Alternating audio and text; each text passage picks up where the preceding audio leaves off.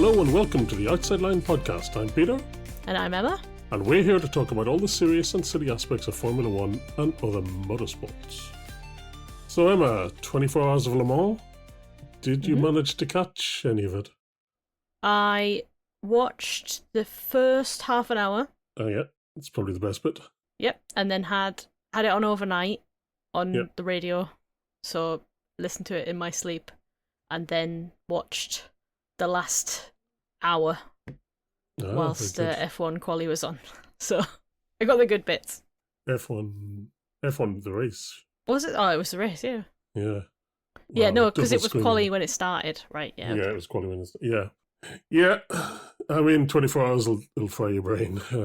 It's a lot of stuff. I mean, I'm not sure how much you can even talk about it. We'll try to cover it a bit later, but it's too difficult. Yeah, it's 24 very hours. difficult. It's too long. Anyway, we'll come to it a little bit later. But let's start with weekly noise. So, a couple of things to discuss here. Let's start with, we'll start with the boring bits first. So, rule changes coming next year and the year after to pacify Max. Yes, as you should. Is that they're going to make the cars a bit more reliant on the internal combustion engine versus the battery. So it's really odd the way they announce it. They're like, yeah, we're going to switch it to like 59-42 or something, and then we're going to go to like 60-40. It's like, apparently it was just too big a jump to do it in one go, so they have to do it over 2 years. Very odd. Crazy. Anyway, but hopefully that will placate people like Max and the drivers and the people complaining. Yeah. The other thing to do with the engine was there's this the ADUO, the Additional Development and Upgrade Opportunities, which has been designed to screw Red Bull, apparently. Apparently so, yeah. So apparently they've got the best engine. Yeah, did you not realise? I mean, would you like to tell the engine that? Well, it can be, right? They just have the worst battery and the worst I don't even know if it's that. I think the engine's the best, but maybe the chassis is the worst. Could be that as well, yeah. Is it car? Is it battery? Is it whatever? But yeah, apparently they have the best engine, so great. Yeah, it's pretty funny to see them struggling and then be told, by the way, you can't upgrade anything this season. Your engine's the best, but then, the Mercedes engine exists. Yeah. Yep. Well, yeah. Anyway, just the usual chicanery, isn't it? Yeah. Right. Another bit of news was that Dan Ticktum's in trouble again. Why, though? I don't understand why. Well, I do. He called Formula E shit. Yeah. So probably don't do that. But also, the article that I saw was bullshit. Oh, okay, yeah. What did it say? It said that he could be replaced mid-season, which I think is absolute bollocks, to be honest. And, it's just not a thing. Like, yeah, you might have had another little reprimand again, but actually, he's fine. Come on. I can't, because I'm, hardwired to defend him. So yeah, well, I think the article was kind of making a lot out of nothing, which is... It does seem Dan, how did they put it, rearranged his little driver's room, meaning he trashed it because he was so angry. Yeah. And obviously the team is going to reprimand you for that. I mean, of course they are. But they obviously did that like a week later or something, and so then the story came out that he's been reprimanded, and if you get too many reprimands, you get benched. But, I think it's just, this was just normal procedure, and someone's tried to make an article out of it, so... I can't imagine they would bench him. That'd be mad. Yeah, I don't think they'll bench him because he is the best driver in that team. Yeah. He's just been horrifically unlucky and on the end of some bad strategy calls. Yeah. And driving a semi-shit car. So I still stand by the fact that he probably is one of the best, if not the best driver in Formula E. And any team would be lucky to have him. The problem he has is emotional regulation, which, probably could do with working on. I'm not going to lie. That is a fundamental flaw of his. Yep. But that is simple to work on. He just needs Oh, a you can fix therapist, him. or You can fix I him. can fix Right. him. Yeah, okay. Good. Yeah. Yeah. Anyway. But yeah. Okay. Then we got to talk about the big news following Monaco. Really surprising this, which is that Sergio Perez is going to star in Emily in Paris. Wow. Did you know that? I heard. Yeah. I mean, why? We saw a video of him acting in some commercial, and it was awful. Like, just the worst worst He's acting not I've very ever good seen. at acting. So I'll be interested in seeing that. I would like to see the scene that he's in. Yeah. Yeah.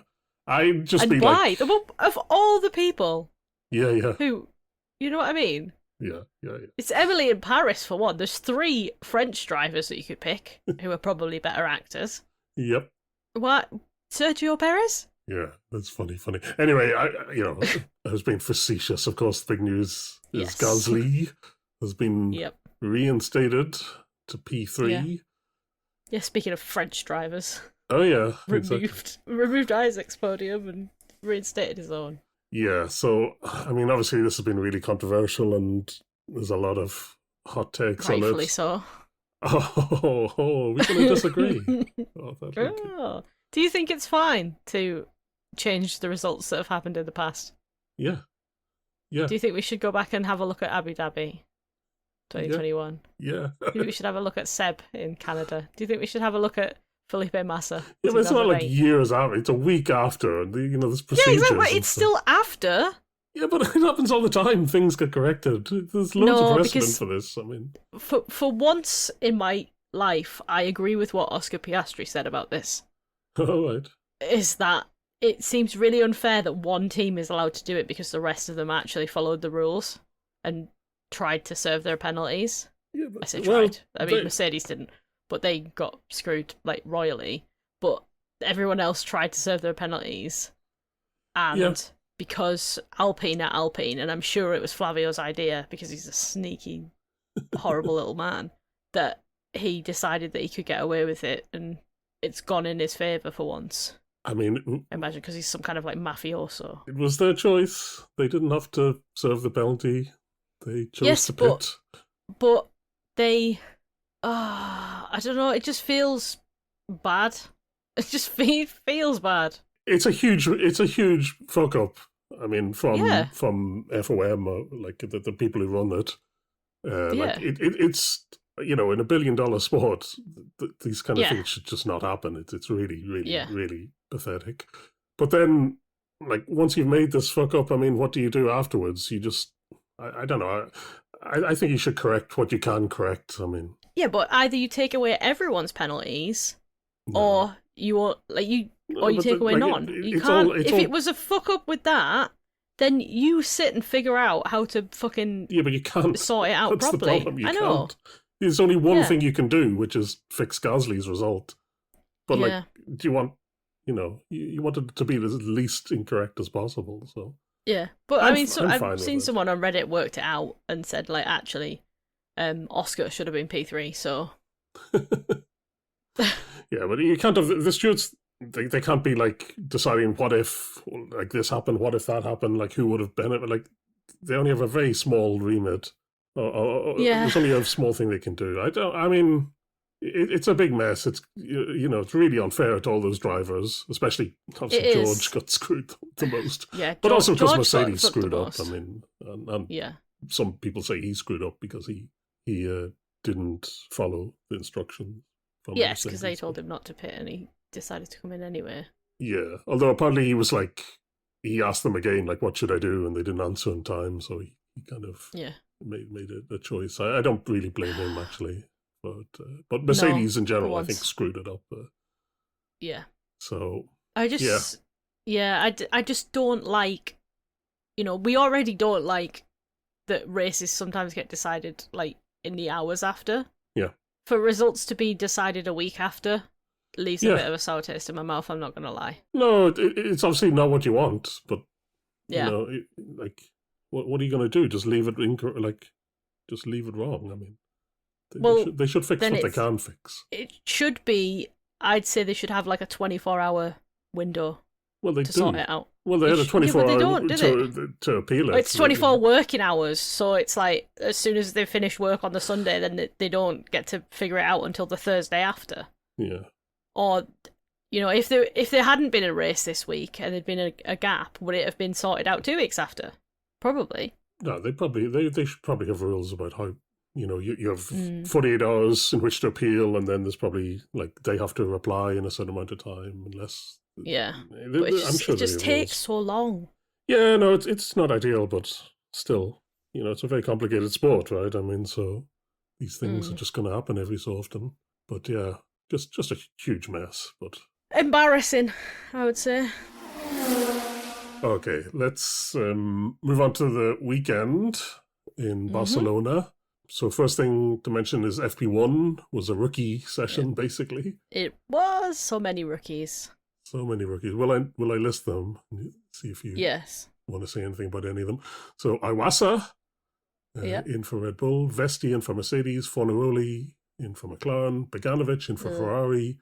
Well, Luke Browning was scheduled for Williams. Oh, poor Luke. But didn't actually get to do anything, I think.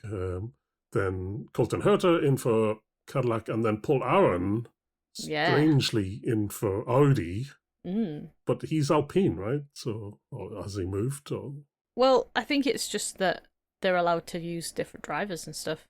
Yeah, they're allowed to do it. It's just odd. Yeah, they're allowed to, if Audi don't have a specific one themselves, they can be like, we'll give Paul Aron a go. And he'll jump at the chance because obviously, Alpine have probably got other plans for him or whatever another time. Yeah. Yeah. Why not? Why not? And why not? It does happen. I think I've seen it before, but it's just they funny. Were pretty good as well, the rookies. I've noticed. I said this. Did I say this last time we had a rookie test? Probably. And also because the younger drivers are doing better in these cars, probably because they haven't learned the bad habits of the old cars or whatever. Yes. But I feel like the rookies did pretty well. Yeah, they always come in. I mean, they're so prepared these days, I think, just from the sim. Apart from obviously the Ferrari sim, which is the Ferrari sim that's apparently dog. Yeah. But they come in just totally prepared, it seems, and always hit the ground running. Yeah. Did you spot Kimi in the grandstands? Was he dressed up as Spider-Man or something? He was dressed up as Spider-Man, yeah. But he was wearing like a big McLaren. He was wearing all the the Mercedes merch, so I don't know how good a disguise it was. I think. Well, people wear merch. Yeah, I know, but like... It was just the fact that he was wearing a Spider-Man mask that was like really obvious that it was him, actually. Yeah. He could have just pretended to be someone's child. How did he do that? You just find a parent. I'm sure his dad was there. He could have just gone out with his dad. Yeah.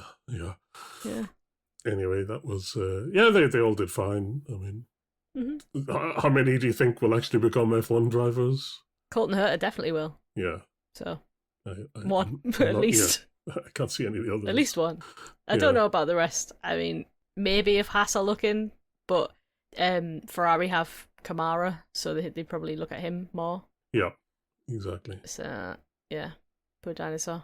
Okay, then also this weekend we had Jacques Villeneuve and Nico Rosberg, the two wild cards in attendance that F1, like Sky Sports like to use for their say crazy shit type people.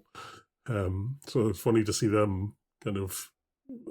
I don't think they like each other that much, or I don't think they like each other that much because they're both the like very similar type of people. Yeah. In that they're very blunt and direct, and when two very blunt and direct, sort of angry, sort of bitter people come into contact with each other, it doesn't end up well for either of them, to be honest.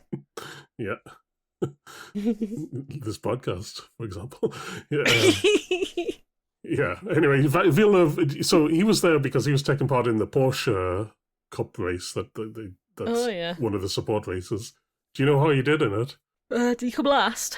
Well, he was last, basically, and then he crashed on the first lap into somebody and broke his car. Incredible scenes. It wasn't really his fault. So like, I turned it on just to see how he'd do. And basically, about halfway through the first lap, like somebody spun, and then all the cars got out of the way except him, and he he didn't see it to the very end and we just went plowed straight into it and then bust his car and then leaked all this crap all over the road. That's why there was this white powder down in some of the corners that you could see even during the race, the F1 race. Well, that was Villeneuve did that. Leaving his mark everywhere. Yeah, it didn't go well for him. But do you know how I saw Liam McNeely was there, the kid from the Road to Indy last year who got kicked out because of visa issues and then was doing really well, but then that's where he's popped up in driving Porsche. Oh, well, I'm glad he's doing something with his time. Yeah. I don't know how he did. I don't think he did that well because he was actually he got spun out in this race, I think. So. Oh. Anyway, anyway, that was interesting. So, will we move on to the quali then? Yeah, because I didn't watch the other practice sessions. So I'm not gonna lie. Yeah, I think I definitely watched FP3, but I like essentially nothing happens in FP3, right? Like nothing happens in FP3. I actually did watch because no one went out. Yeah. For like the first 20-30 minutes. Yeah, that's what happens. And then when they did, like, nothing happened, so... Yeah. Okay, so let's get to the quali. So, Q1, I'll just go straight to who got knocked out, which was Ocon, Albon, Perez, Bottas, Stroll, and Alonso. Yeah, I mean, no surprises there. Well, you say that, except Stroll outqualified Alonso for the first time in like 4 years or something, or 3 years, some crazy. Anyway, but they asked him about it after, and he said, "I don't give a shit." So thanks, Lance. Either of them, Lance. Yeah, well, I mean, well, they asked Lance about it, like, how do you feel about breaking his record? And Lance was like, "I do not give a shit." Yeah, like, you came 21st rather than 22nd. Well, yeah, exactly. Which is literally what happened. Like. Yeah. That's right, yeah. And then Q2 saw Lindblad, Bortoleto, Colapinto, Gasly, Behrman, and Sainz knocked out. Yeah. So, meaning Hulkenberg. Not doing so well, Alpine. Yeah. Hulkenberg and Lawson were the ones who kind of got through into Q3 this week. Yes. Told you, Liam's on the up. He is, yeah. Yeah. He's found his feet. Yeah, he was never that bad, right? No, but I think a lot of people judged him very harshly. Yeah. And think that he's rubbish or he's mid or whatever. But actually he's not. I think he's very, very good. And he always has been. He just maybe needed a little while to get comfortable. Yeah. But he's banging out the results for VCARB now. So, yay. Still. Yay, Liam. Okay, yeah. Yeah, anyway, Q3. First of all, we have Charles Leclerc crashed out. Just a weird sort of, I don't know. The F1 cars do this, so it's rare. Like you see this happen a lot, but normally they catch it. But just however this just went wrong for Leclerc, where it just sort of twitched and he tried to correct it, and then as he was correcting it, suddenly he got a load of grip or something and just went straight into the wall. So, yeah. I mean, really poor Charles. Yeah, I was going to say he blames himself, but he'd do that anyway. So that's surprise. what he does. That's just his way of dealing with stuff. Is that he always takes the blame. But yeah, I'm feeling. But I've been seeing a lot of discourse online about him being mid and potential man and stuff like that, and I'm like, no. It's just low confidence, I'd say.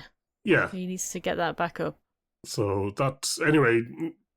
Only Piastri and Verstappen got their laps in before Leclerc brought out the red flag, but it didn't really matter since everyone went faster anyway in their second one.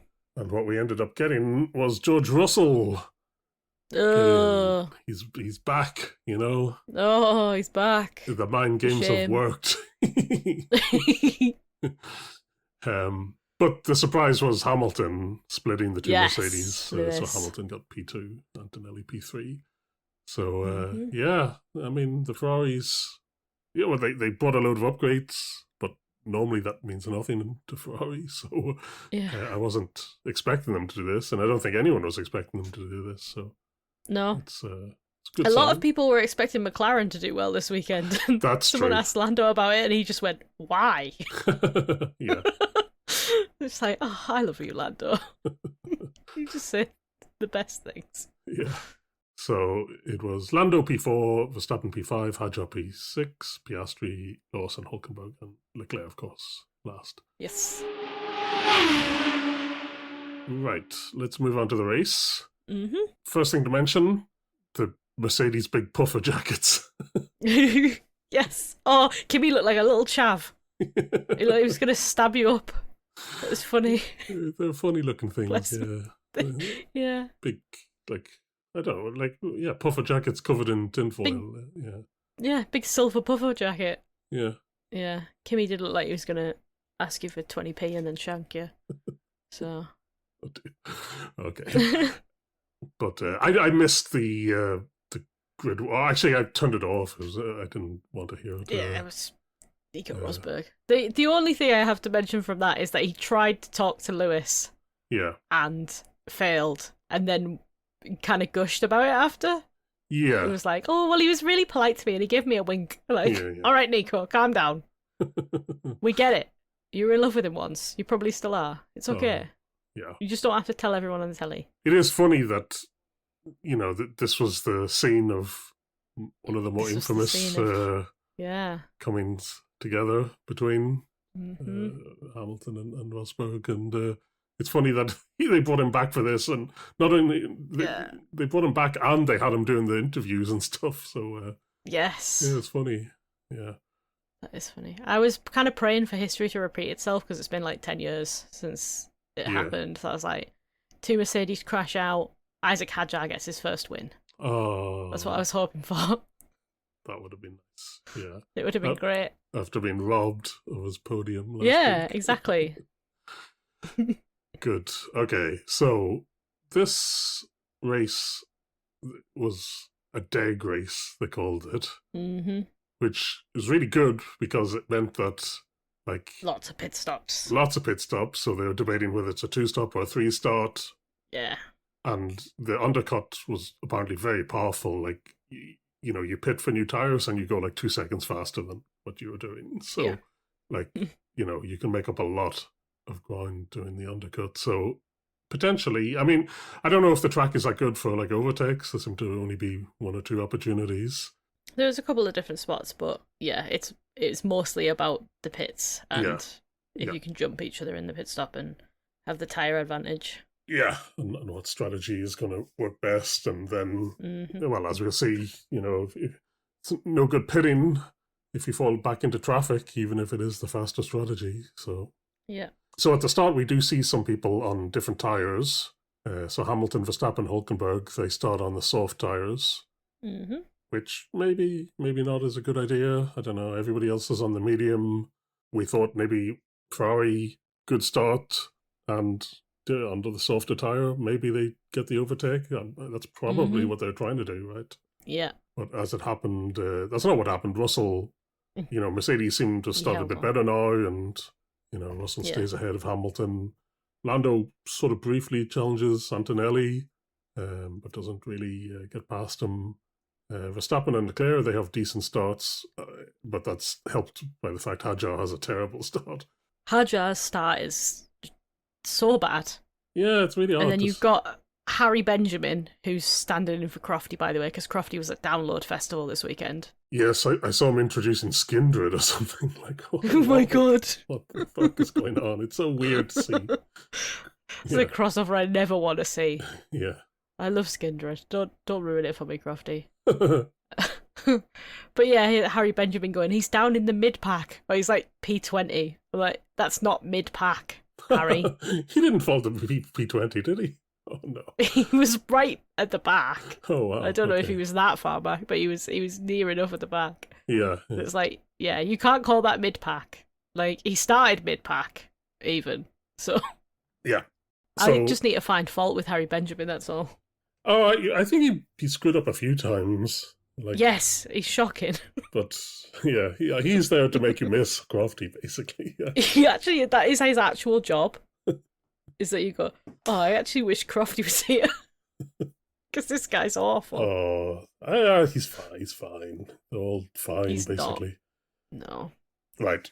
So what happens at the start? Russell gets pretty decent gap. Like he's pulling away from Hamilton. even though Hamilton was supposedly on, faster tyres at the start. But Hamilton only goes 12 laps out of 66 on these tyres, and then he pits for hards. And because the undercut is so powerful, Mercedes have a decision to make. So, because I'm sure they wouldn't, they never intended to do a 3-stop. No. But pitting this early is that's a bit early if they're going to do the 2-stop. Yeah, you commit into a 3-stop there. Well, you should if you do, but they sort of don't do because either. Right? We know that George has tried this before when you commit too early and you can keep the tyres going, but it did involve him getting disqualified. So, although they changed the rules now, so that won't happen again. Oh yes, because they weigh the car without the tyres or something. Yeah. But I would say this is a big fumble by Mercedes, because it's either you stick to your guns and you stay out as long as you think you should stay out in your when you're planning for the 2-stop, or you switch to the 3-stop then. Yeah. But so what they do is they pit Russell the lap after onto hard. So he's covered Hamilton off, but he's pitted quite early, and even Russell's scared. He's like, you've exposed me now. If you've exposed me to Kimi. Yeah. Not the nicest thing you want to hear. No. The nicest image. Anyway, as it happens, Mercedes, they do pit Kimi and just 2 laps later. I thought they'd all stay out a bit longer, but I guess I don't know. I'm not sure why they did that exactly. Yeah. But anyway, Russell didn't need to worry that Antonelli was going to sort of overcut him, and not even overcut him, but just end up with a big tyre offset come the end of the race. Yeah. Although here it is, normally a 2-lap offset is meaningless, but because of the degradation here, actually 2 laps could be quite good. So maybe they did expose him to Kimi, but we'll see. Yeah. We'll see. Okay, then I want to mention here all the cars dropping out. I won't mention the ones that actually affect things, but so Stroll goes, Bottas goes. Yeah. Lap 31, Hülkenberg retires for a hilarious reason. I was going to say, did you see what happened to that? It was Liam killed him. Yeah. Liam killed his car. Unbelievable. With a bit of gravel. Yeah. Crazy. So he hit the fire extinguisher. Liam, he kicks up some gravel, it flies back, and it hits exactly, or it smashes into exactly the spot, which basically kills your engine or something. So yeah. Just a freak accident, really. Yeah. And then I also mentioned it here, Albon has to retire, but then they change some things on the car and then send it out to basically a test run, and then at some point Behrman also retires. So quite a lot of retirements. And there's more to mention. So then lap 28, so just, 16 more laps since Hamilton last pitted, he pits again. So he really is committing to the 3-stop. And again, Mercedes have a decision to make, and they decide to stick to their 2-stop. Yeah. Which, okay, I don't know. Maybe. Maybe they're right, maybe they're wrong. I feel like they did fumble very hard. You're right, either stick to the 2-stop at the beginning. Yeah. Or commit to a 3-stop then. Yeah. But don't sort of make it a weird 2-stop, because it just didn't work. Yeah, I think that's right. I don't think it was ever going to work. Yeah, well, you don't know that at the time, right? I mean, but I think once you pit Russell quite early, you might, but then, there's already accusations of favoritism, and imagine they did put Russell under the 3-stop then and left Antonelli on the 2-stop, and I think they're a bit scared to split the driver strategy, and it's already, it's what we saw with McLaren last year, right? That the teams, the fact that they haven't learned from watching that, because everyone saw how badly McLaren fumbled really with everyone by trying to make it fair. Yeah. And I guess we're only 7 rounds in, right? So it's probably a bit early to be playing favourites. Yes, split the strategy. it's early to be playing favourites, but it's also early to be worried about playing favourites, if you know what I mean. But like, just split the strategy. If it works, it works. If it doesn't, it doesn't. But I think them pitting that early screwed George anyway. Yeah. Regardless of what they ended up doing, they'd already messed up right at the beginning. Yeah, but this is sort of doubling down on it, right? It's like, yeah, like if you commit, you just got to commit to the to the 3-stop and just not worry that it's but in the end, probably they're going to work out about the same anyway. So just let the drivers fight it out at the end. Then anyway, Hamilton pits.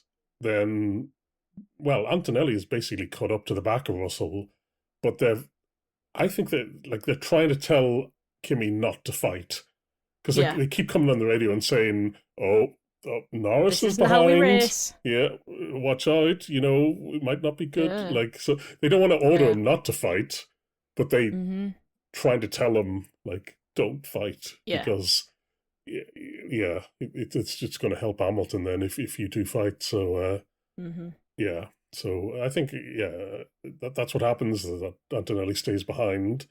And then they end up doing the pit stop lap 37. They pit Russell first and then Antonelli. Only one lap difference, actually. But maybe maybe it matters. And Hamilton is told he's got he's got 7 critical laps now to basically, this is when he's going to win the race.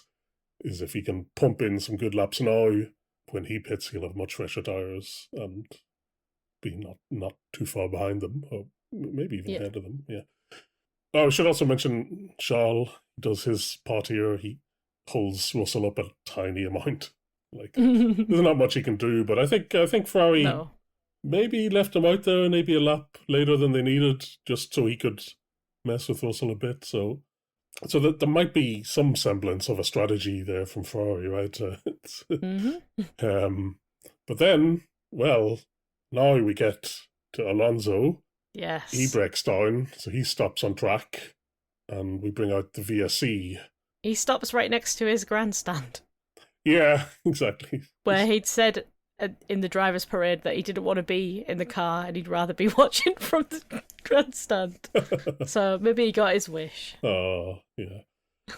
So he stopped. So they decide they don't need to do the full safety car. They're going to do the VSC. And then Ferrari, I mean, it's super obvious to everybody that they should pit Hamilton, but because it's Ferrari, we're like, are they actually going to do it? Just waiting for them to do it or not. And they do. They do, because like he comes out ahead. It's really obvious. Yeah, it's so clear that even if he came out behind Russell and like he'd still have the tire offset and like it would be so they'd be crazy not to do it, but still we gotta. If they hadn't done it, it probably would have resulted in everyone at Ferrari being fired because it was that obvious. Yeah, but they've made that mistake before. So. I know they have. They've done things like that before. So it really is a gamble of whether they're actually going to do it right or not. But yeah. You know, I did wonder, in the last couple of years, Ferrari have been dominating Le Mans.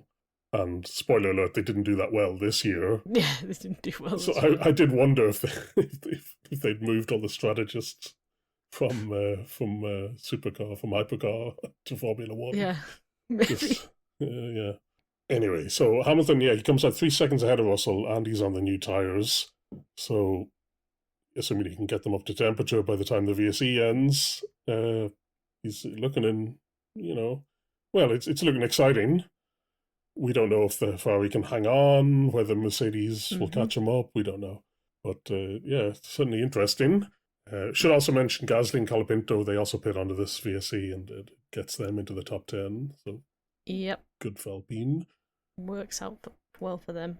Yeah, as it turns out, the Ferrari is also fast. It turns out that maybe they didn't even need the VSE because, 10 laps or something, Hamilton's basically built up a gap of 10 seconds or something. So it looks like he should win pretty comfortably, assuming the car lasts, which is something you can't assume in 2026. So true. Yeah, but it does mean that the Mercedes, Well, I think they might as well fight each other now. So Antonelli does catch up to Russell.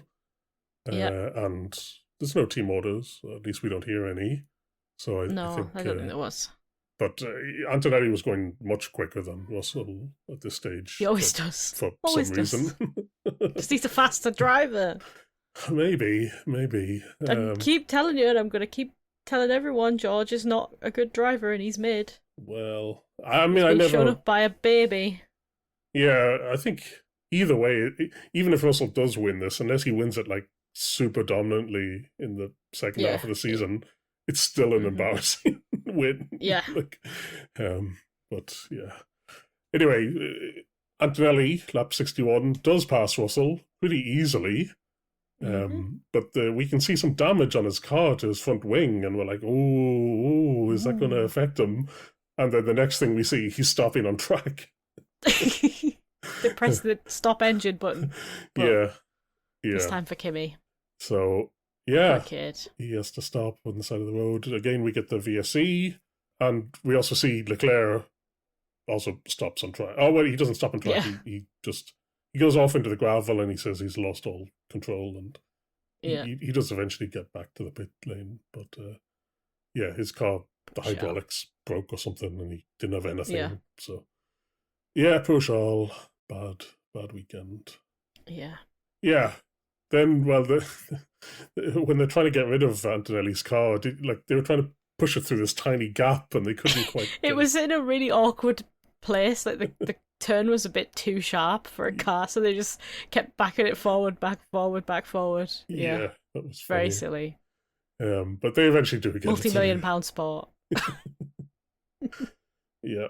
There's only a few laps, so basically the VSE ends, there's 1.5 laps to go, so basically Hamilton only has to hang on for another lap, and he's 20 seconds ahead at this 20 seconds ahead, so... It's a huge gap. And, sure enough, he wins it. Yeah. He's proving men over 40 still got it. Yeah. That's my takeaway.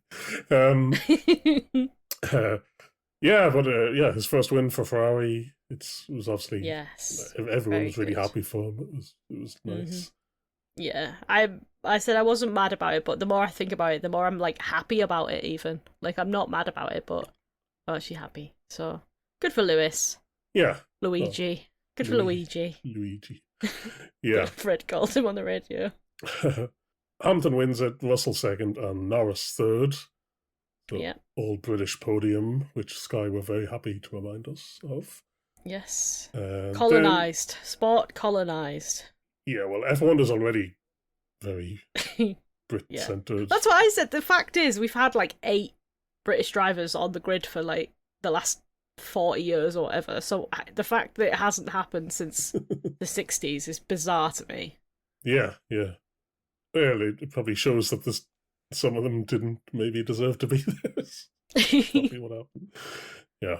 Yeah. But I can't believe that we haven't had a podium that's had Lewis, George and Lando on it until this weekend.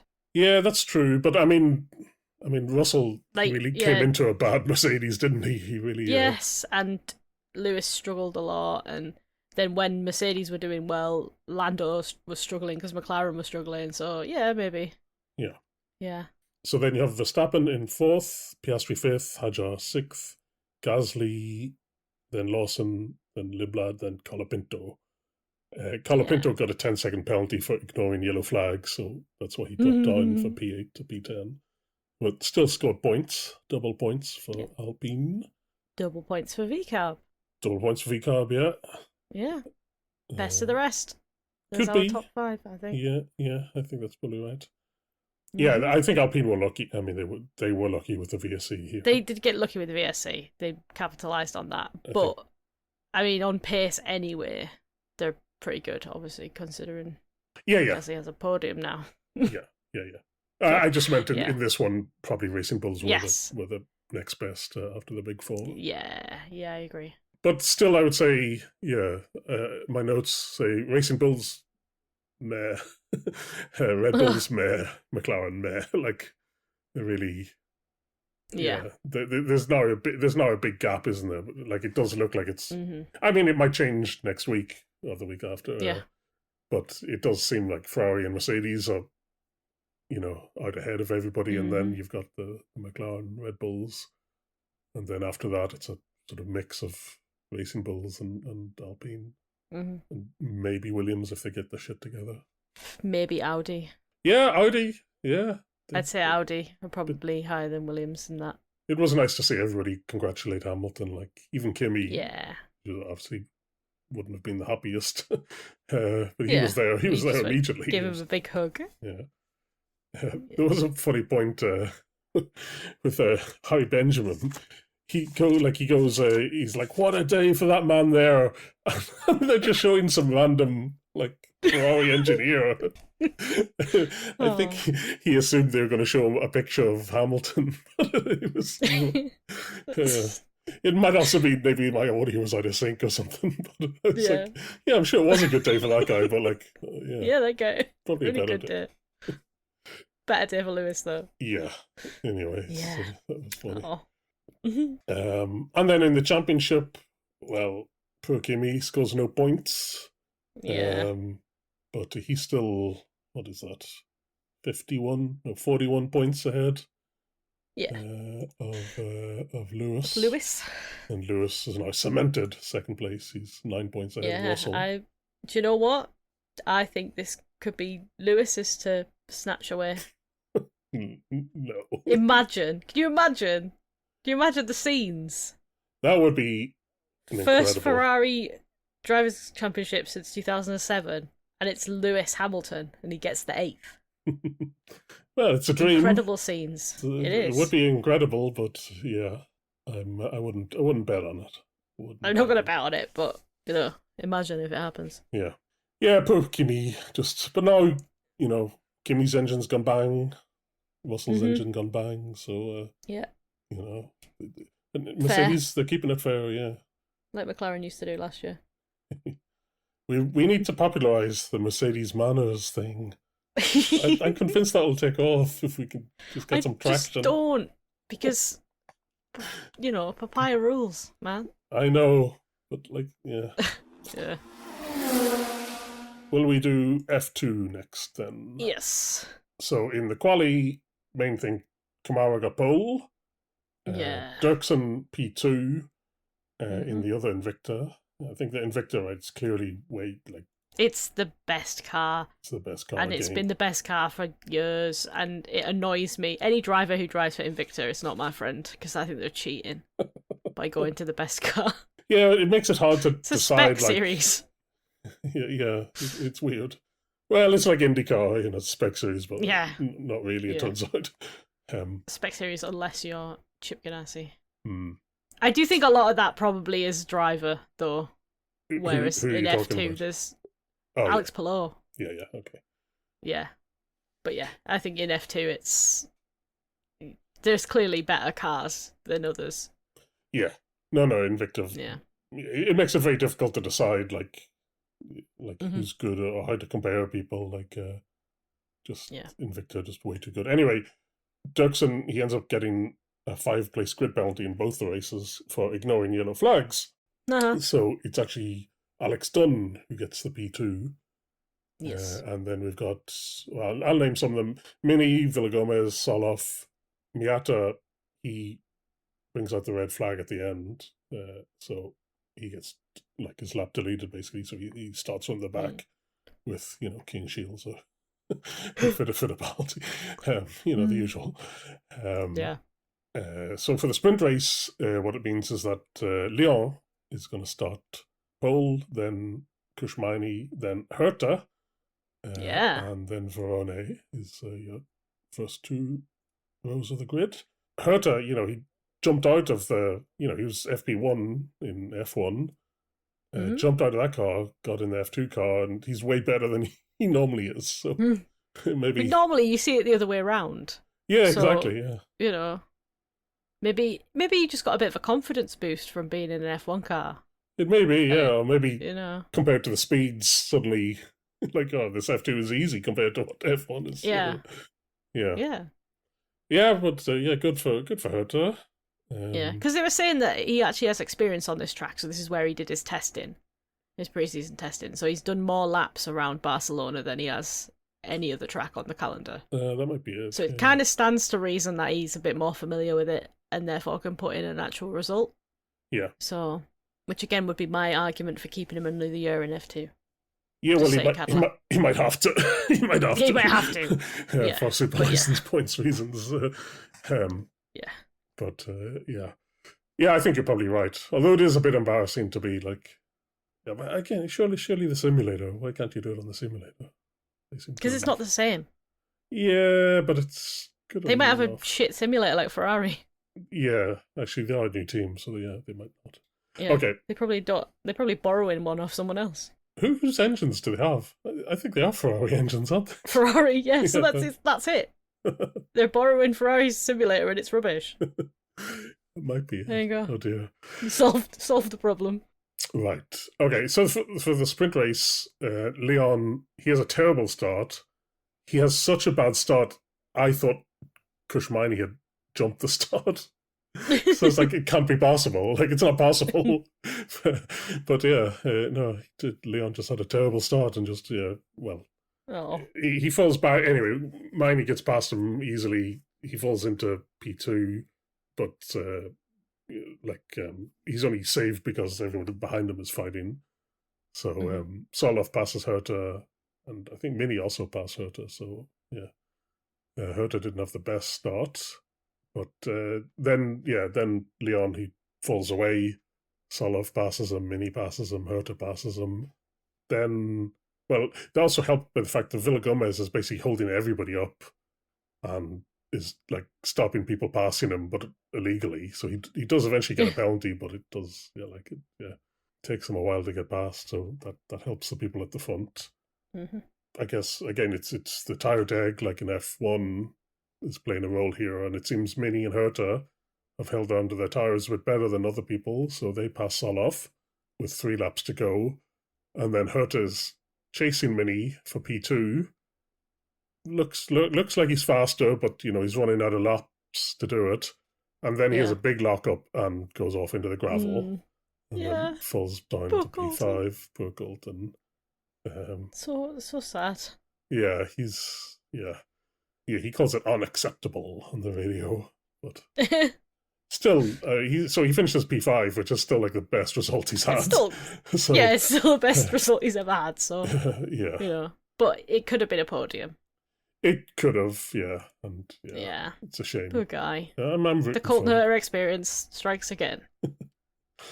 Anyway, so Miney wins it very easily. Then we've got Mini, and then Soloff, Leon, Herta, Câmara, Beganovic, and Dunn picks up the last point. So let's move to the feature race. First thing to mention, Goethe stalls, his car doesn't go on the formation lap, so he gets pushed into the pits. Yeah. So his car obviously has a problem. Mm-hmm. I can't remember if I said this last week, but I'm going to say it again if I didn't. He's the new Victor Martins. Why? Because he's just really unlucky, and it's always him. Yeah. But every time there's a car broken down or someone gets hit or whatever, it's Ollie Goethe. Yes, yeah. Yeah. I think that's... Yeah, I mean, last year it was Martins. He was always bullied because he was fighting at the front for position. I think this year Goethe's like... He's always down at the back. So he's always like, that's just where all the crashes happen, basically. Cause, but it just always seems to be him. Yeah. No, he does seem to be quite unlucky. Yeah. Some strategy here. Well, essentially, actually, this race has 3 strategies, but here it's either start on the hard or start on the soft. And a few people decide to start on the hard, which are Dirksen, Miney, and Soloff. Yeah. So they're on the different strategy. Everybody else on the soft. Race starts, Câmara has a bad start, which lets Dunn get into the lead. But they're not going for very long because Goethe, even though his car obviously has some problems, they tried to get him out there, and he just immediately stops at the end of the pit lane, basically. So that necessitates a safety car, which, anyway... means we're a couple of laps behind the safety car. Then, well, Villagomez, he seems to be pretty feisty, and he makes his way up to P3, but then his tyres are completely gone, and he's going to fall back, so he pits really early. The people on the soft tyre, they seem to pit around lap 13, but Câmara doesn't, and they wonder if he should stay out or not, and in the end, he stays out for ages. He stays out for so long. Yeah, basically what happened is like Dunn pits for the new tyres, but then he's stuck in this traffic of all the people running the other strategy, and he's having to go through them, and so his laps on these new tyres are not faster than Câmara on his old tyres. So basically Câmara stays out till lap 22, and like for comparison, the people who start on the hard, they only go a few laps longer. So it's a crazy, like it's a huge stint on the softs. Now he does come out like 8 seconds behind, but that doesn't really matter if you're like making up a second a lap or something. So yeah. So well, also it helps that Dunn and Mini are fighting. Like they think they're fighting for the win, but all it does is let Câmara catch up to the back of them. And, with his, like, what is that, 9 lap younger tyres? 9 lap fresh, yeah. Yeah, he passes them easily, so, yeah. Then the runners on the other strategy, Soloff has got ahead of them, is leading them, and he's on the nice soft tyres at the end, and so he's also basically caught up to them, and he passes Mini and he passes Dunn for second. Dunn and Mini, again, have a little tussle, but Dunn holds him off and actually kind of gets ahead, gets out of the DRS. And so we think it ends Câmara, Soloff, Dunn, but way after the race, like hours after the race, we find out that Soloff got a 5-second penalty for overtaking off track.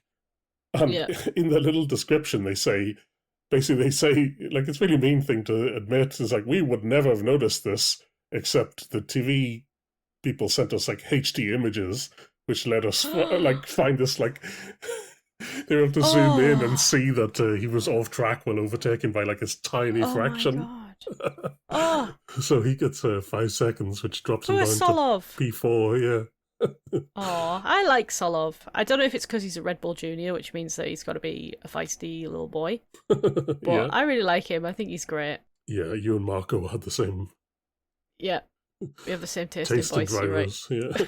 Oh, I don't say drivers. Oh, okay. Okay, yeah. Well, yeah, that too. Yeah.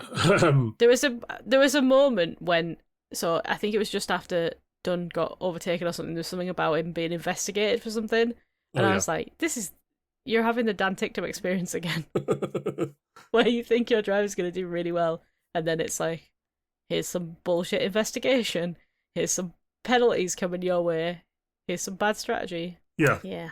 But Dunn gets promoted up into P2, and then Mini gets the last step on the podium. Then Soloff, then Van Hoopen somehow. Actually, I think he's actually okay. I think Van Hoopen. He's not as bad as he seemed to be last year. Yeah, we've said that a couple of times. I think so far this season. Yeah. So I really need to change my opinion. Like. Get a change. Then Bogdanovic, then Bennett, another one. Maybe I should rethink. Wow. I mean, Bennett. I think he's just been unlucky. Yeah, he's not a Bennett. Shields, right? I mean, he's not a Shields. Shields is useless and doesn't deserve to be there. But I think John Bennett's there on some merit. Yeah, we'll say. Then Leon, then Miney, then Belinsky. So, yeah, Câmara, that's probably the win he should have got in Monaco. Looks like he's in good form. Then in the championship, it's Gabriele Mini who's leading it because he's really consistent. Yeah. Like, he's been in the top 10 every race so far. Like Fornaroli consistent. Yes, but he's picking up wins in feature races, which Fornaroli didn't. Yeah, Fornaroli didn't do. He did eventually, Fornaroli, to be fair, but it took a while. But he's very consistent with podiums, Mini, actually. Yes. Even this weekend, second and third. It's hard to do that, right? Yeah. Actually, he did it in Montreal as well, second and third.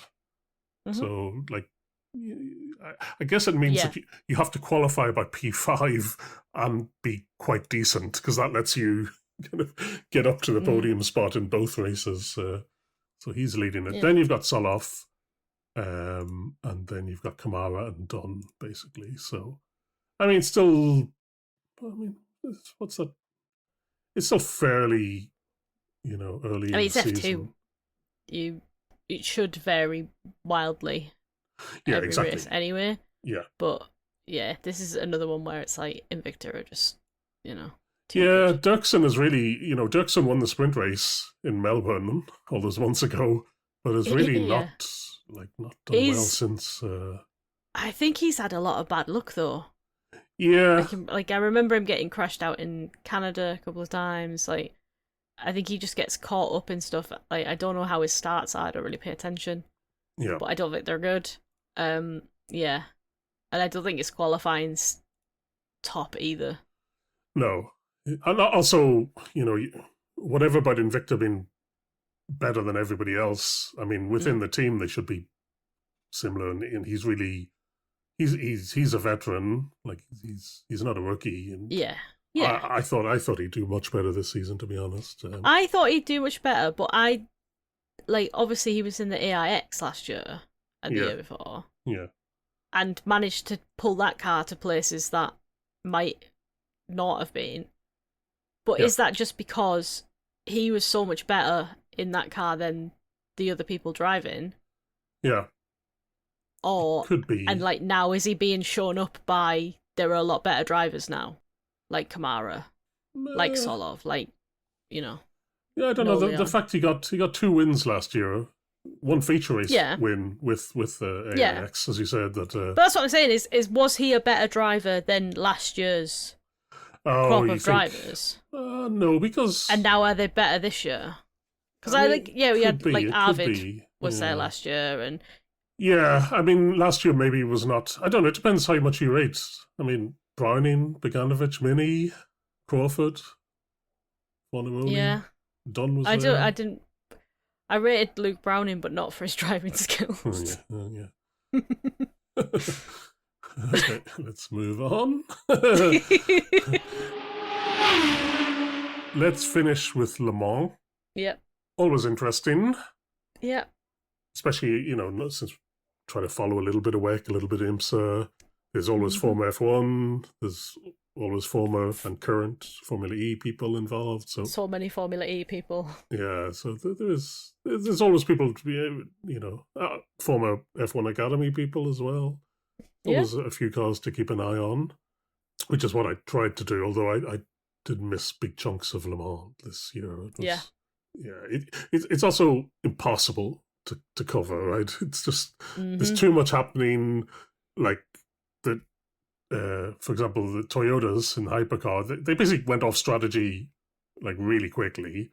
So they underfueled it or something, or they were it's impossible to keep track of, right? I mean, you just can't do it. And then also because it's 24 hours, I mean, I guess this is obvious to say, but your car setup, there were some cars, I think the Cadillacs looked pretty good in the sort of warmer weather of midday. Yeah, it did. Yeah. But we're crap at night, so I just don't know how you keep track of everything. It's impossible. That is why this is going to sound really dismissive of endurance racing now, but the only bit that's worth watching for racing is the last hour.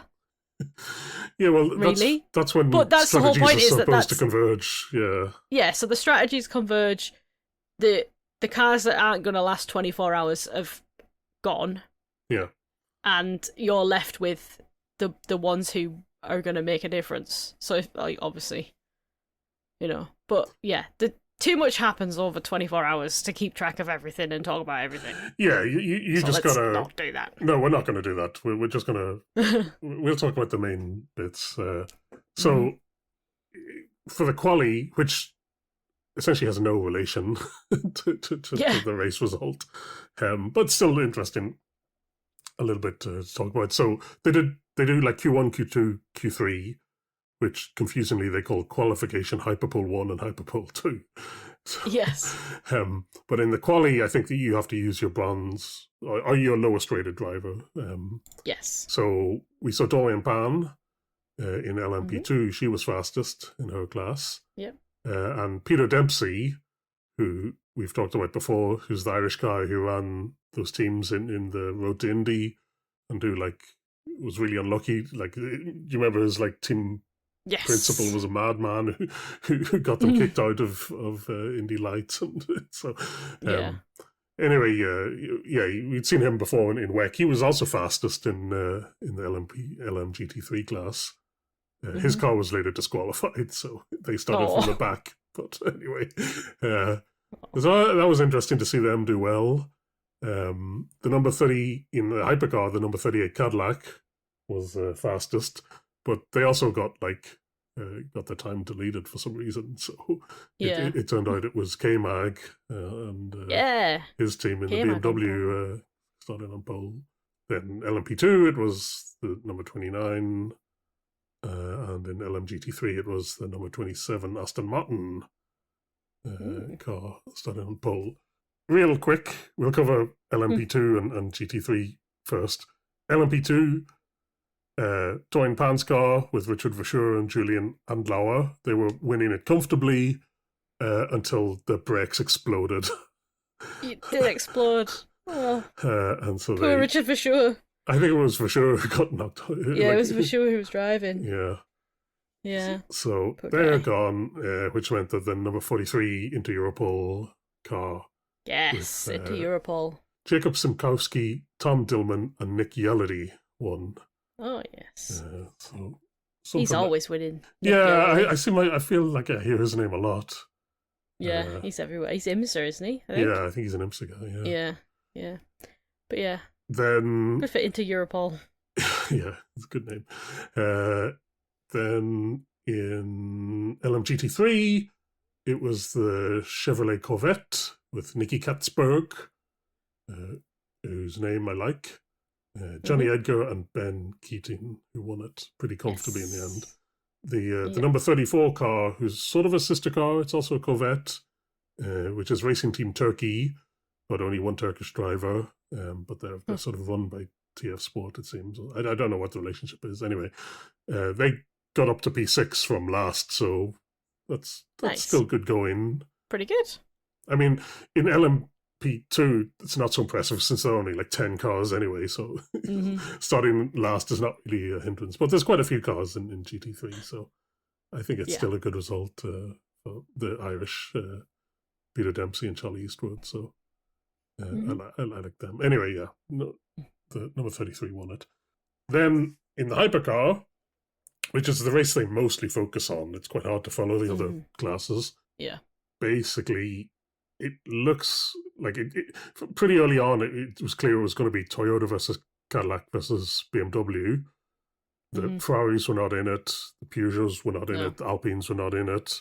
Genesis, it's only the third race for them, and they were way better than you'd expect them to be. But, they weren't going to win it anyway. Yeah. So, Toyota versus Caddy versus BMW. The number 15 BMW was leading for a while, but then they got this mad puncture overtaking an LMP2 car, and the wheel came flying off, and they had to crawl back. So they're screwed. The number 38 Caddy, it had to retire, but the number 12 was still okay. It was still in the hunt. Then, the Toyotas, these are the most interesting bit. So both the Toyotas were sort of in the front. Yep. Brendan Hartley in the number 8 Toyota basically refused team orders. Yeah. So he was told... I was watching this, yeah. Oh, yeah. So what happened? Yeah, well, they were telling him to get out of the way, and was Nick De Vries driving the other one? Yeah, Nick De Vries. At the time? I think he was, yeah. And Nick was asking to go past because his car was faster. Yeah. And I think Brendan Hartley was just pretending that he wasn't hearing anything, which is funny. And then they kept telling Nick, we're going to swap into turn 11. Yeah. And then it never happened. And it was just we're going to swap into turn 8. It doesn't happen. Yeah. Yeah. Yeah, that was funny. I mean, it was funny because I also wouldn't let Nick de Vries pass. Yeah, but also I think, you know, in a 24-hour race, I think you probably shouldn't do team orders with about like 2 hours to go or something. Like, it's fine at the start of the race, but like when it comes down to it, I don't think you should do it. You know, you should. No. But what the commentary team was saying was like, well, Brendan Hartley's won this before, Nick de Vries hasn't, so like that's probably why Nick wanted to get past so badly. Yeah. Because for the obviously the overall win of Le Mans. So yeah. So anyway, this number 7 that Nick de Vries is driving, like apparently they got some luck with the safety car during the night. Mm-hmm. As I said, they like both the Toyotas went off strategy pretty early, but it seemed to really, whatever way the safety car came, it really helped them that they were able to, like, they didn't have to pit, I guess, or something. Or anyway, or they did need to pit at the right time, or whatever. It seemed to really help them. The number 8 there, which was driven by Hartley, but I think the number 8 there, like, it had to gamble, so apparently they didn't take new tires in the final pit stop, basically, and that allowed them to catch up a little bit to the number 7 Toyota, but it didn't help, and it actually meant that the BMW, the number 20 BMW of Robin Franks and Rene Rast and Sheldon van der Linden, all FE rejects, managed to overtake them and get second, but nobody could catch the number 7 Toyota. So Mike Conway, Kamui Kobayashi, and Nick de Vries won it. Crazy. So, crazy. Nick de Vries, Le Mans winner. F1 reject. Le Mans winner. Yeah. Yeah. Did you hear the radio message to Rene Rast, by the way? No. What was that? They sent a radio. It was, I think there was like a virtual safety car or something. And he said, the engineer said to him, on the restart, I want you like an animal. Oh, yes, I did hear that, yeah. Yeah. It's funny. Good, so that's Le Mans. Basically, I mean, it does count for points in WEC. And it does mean that. But it's mostly for prestige, isn't it? Yes, yeah. I was just going to say how it affects things, but it's only 3 races out of 8. Like, it's jumping all over the place, but those Toyota drivers are leading it now thanks to this win. So yeah, but who knows? Who knows what'll happen? Next race for them is Sao Paulo in July. So another month before another week. Good. Okay, let's finish with our usual features. Firstly, well, how to phrase it? Well, yeah, was it a waste of time watching all the motorsport? Depends how much you watched, I guess. I mean, I did definitely miss the sprint race, so that's probably why Colton did very well. Yeah. But I watched a fair chunk of Le Mans. I watched a lot of F1, and it was good. I started to think that F1 was going to be a bit boring, but do you know what? Happy that Lewis won. Just glad it wasn't George. So, yes. Yeah. No, I think any race where somebody is challenging the Mercedes is interesting. So yes. Yeah. That was good. And then, do we have a driver of the day? Well, Lewis won driver of the day. Yeah, no and I voted for him for driver of the day. So nice. So, yeah. I know. I was just feeling really benevolent. Who could be my driver of the day? Oh, I don't really know. Could go to Câmara after his evil race engineer was so mean to him last week. Yeah, but I don't really like him. So Alex Dunn. So no. P2, P8. Not too bad. Colton Herter. Yeah, Colton Herter. This could be the start. This could be the start of his comeback. Yeah. Exactly. P5. Yeah, Colton Herter. Good choice. Then, do we have an attack mode this week? I think my attack mode is going to be very, very brief because we've done this several thousand times, but commentary. Oh, okay. We touched a little bit on it, but Harry Benjamin in for Crofty just calls things wrong. Doesn't really know the difference between Lewis and a race engineer. Yeah, just terrible. But also F2, the opposite of a dream team, the nightmare duo of Chris McCarthy and Pierce, whatever his name is. Two people who don't know anything. And the one that sticks out for me is when in the F2 sprint race, they were under VSC because of Ollie Goethe.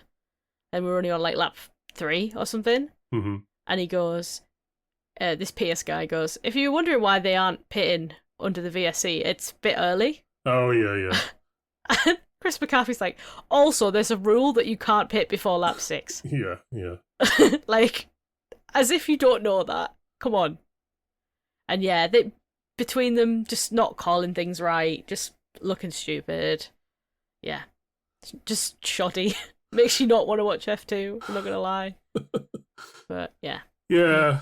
So well, commentary. I think you're way more sensitive to these things than me, but I did notice them as well, but I just brushed them off. I just think that if you're going to call commentary, at least know what you're looking at. Yeah. Or know the rules of the sport that you're commentating on a little bit, perhaps. Yeah, actually, Yeah. maybe, yeah. Do you know what I mean? Yeah. Okay, good. Fair enough. Okay, next week, Formula E in Sanya returns to Sanya in China, and IndyCar is at Road America. Yes. So, got some fun stuff to look forward to next week. The good stuff next week. Yeah. So, thank you for listening. If you have any questions or comments, our email address is theoutsidelinepod@gmail.com. We are also on Blue Sky at The Outside Line Pod. Otherwise, we'll see you next week. Bye. Bye.